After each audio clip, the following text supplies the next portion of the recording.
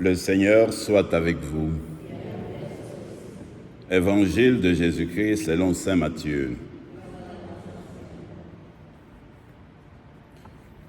En ce temps-là, Jésus disait : « Malheureux êtes-vous, scribes et pharisiens hypocrites, parce que vous payez la dîme sur la menthe, le fagnoul et le cumin. Mais vous avez négligé ce qui est le plus important dans la loi, la justice, la miséricorde et la fidélité. Voilà ce qu'il fallait pratiquer sans négliger le reste. Guide aveugle, vous filtrez le moucheron et vous avalez le chameau. Malheureux êtes-vous, scribes et pharisiens hypocrites, parce que vous purifiez l'extérieur de la coupe et de l'assiette, mais l'intérieur est remis et rempli de culpabilité et de l'intempérance. Pharisiens aveugles, purifie d'abord l'intérieur de la coupe afin que l'extérieur aussi devienne pur. Acclamons la parole de Dieu.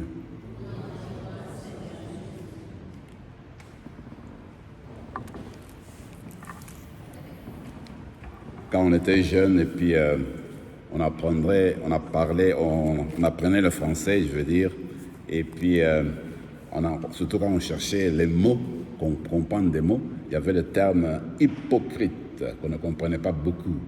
Alors ceux qui nous enseignaient le français disaient bien, hypocrite c'est ceci. Quand on est hypocrite, ça veut dire qu'on a deux visages.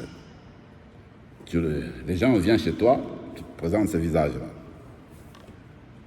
Quand tu pars, les autres viennent un autre visage. Donc on ne sait pas exactement qui tu es. C'est toujours double face. On ne sait pas comment te jour. Et puis comment, n'est-ce pas, suivre ton message. Le bel exemple, c'est à la fin du message ici, le Seigneur qui dit, n'est-ce pas, aux pharisiens, aux scribes, regardez, vous nettoyez, n'est-ce pas, l'extérieur. Alors, c'est le visage, c'est l'image. Et puis, c'est le visage qu'on voit là. Il nettoie l'extérieur. Mais l'intérieur, non. C'est la même chose. C'est rempli de saleté. Alors ça, on est hypocrite. Alors, ce qui me frappe dans ce texte, c'est que le Seigneur lui-même dit, écoutez, si vous voulez vous en sortir, ce qu'il faut, c'est en fait faire la justice, la miséricorde et la fidélité. La justice, pourquoi? Parce que, en fait, il faut faire comme la miséricorde de Dieu, c'est-à-dire la justice, c'est vouloir faire toujours du bien de ceux qui nous entourent, reconnaître les droits des personnes qui nous entourent. Et quand on regarde la justice de Dieu, vous vous rappelez dans l'évangile de Matthieu d'ailleurs, le Seigneur va dire, la justice, c'est quand tu regardes autour de toi, tu vois le soleil qui éclaire le monde entier. Eh bien, ce soleil-là, eh bien, c'est pour le juste et le bon, la justice de Dieu. En plus, vous vous rappelez une histoire que le Seigneur rapporte dans la parabole, c'est surtout les ouvriers qui vont travailler durant la journée, à plusieurs moments, plusieurs temps de l'année, de la journée. Il y en a qui ont travaillé le matin, d'autres au milieu, d'autres le soir, etc. À la fin de la journée, Dieu donne le salaire à tout le monde, ceux qui ont travaillé. Ça, c'est type de la justice qui vient de Dieu, qui est proche de l'amour. Voilà, c'est ce que le Seigneur nous propose comme justice à mettre en pratique dans notre vie de tous les jours. La deuxième chose, le Seigneur dit, eh bien, il faut avoir la miséricorde. La miséricorde, en fait, c'est être sensible. aux souffrances des autres, aux peines des autres. Tu ne restes pas indifférent, tu compatis, c'est-à-dire tu entres dans la souffrance des autres. C'est cela être la compassion. Alors quand tu regardes le Seigneur lui-même, quand il nous regarde avec sa compassion, vous vous rappelez, Jésus a regardé tant de personnes qui étaient là, il a eu miséricorde, dans sa miséricorde, il a voulu donner du pain. Il a vu des gens qui étaient, n'est-ce pas, séparés, qui étaient non acceptés, qui étaient abandonnés. Lui, il a été rempli de miséricorde, il a accueilli les abandonnés. Ceux qui étaient des pécheurs, il les a accueillis à cause de la miséricorde. Alors c'est ça que nous allons demander, nous, ces grâces-là, être comme Jésus. Et puis la fidélité. La fidélité, c'est quoi? C'est toujours être là quand on a dit oui. On ne change pas. On ne dit pas oui aujourd'hui, demain ça change. On reste fidèle, on continue à suivre la voie de Dieu, on continue à suivre ce qui nous a été rappelé, ce qui nous a été donné, ce qui nous a été demandé de faire. Alors on reste fidèle jusqu'au bout. Ce sont ces choses-là qu'il faut garder, n'est-ce pas, la justice, la miséricorde et puis la fidélité. À ce moment-là, notre cœur va être purifié. On aura un cœur qui se renouvelle. Parce qu'il se renouvelle, elle va renouveler aussi notre extérieur. Je termine avec ceci.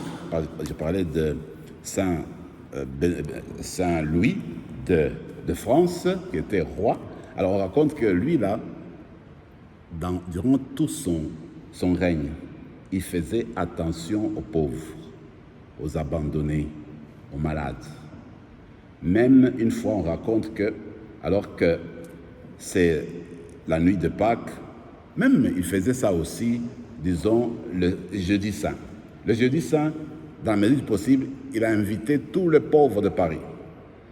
Et il mangeait avec eux le soir du jeudi saint, justement pour célébrer la fête du Seigneur. Aussi, une fois, on raconte qu'à Paris, alors qu'il était transporté pour saluer les gens, au-devant d'eux, il y avait un groupe de personnes qui étaient, n'est-ce pas, malades.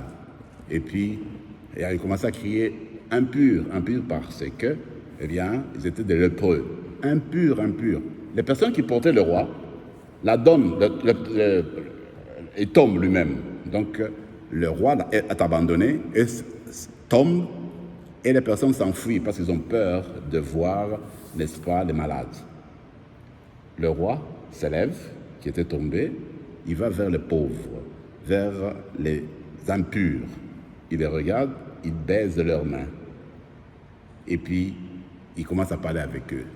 Voilà un exemple que nous donne Saint Louis, n'est-ce pas, de Français, donc de France. Alors, on va demander au Seigneur que le Dieu nous donne cette grâce-là d'avoir la justice, avoir la miséricorde, avoir la fidélité et de suivre l'exemple de Saint Louis, roi de Français.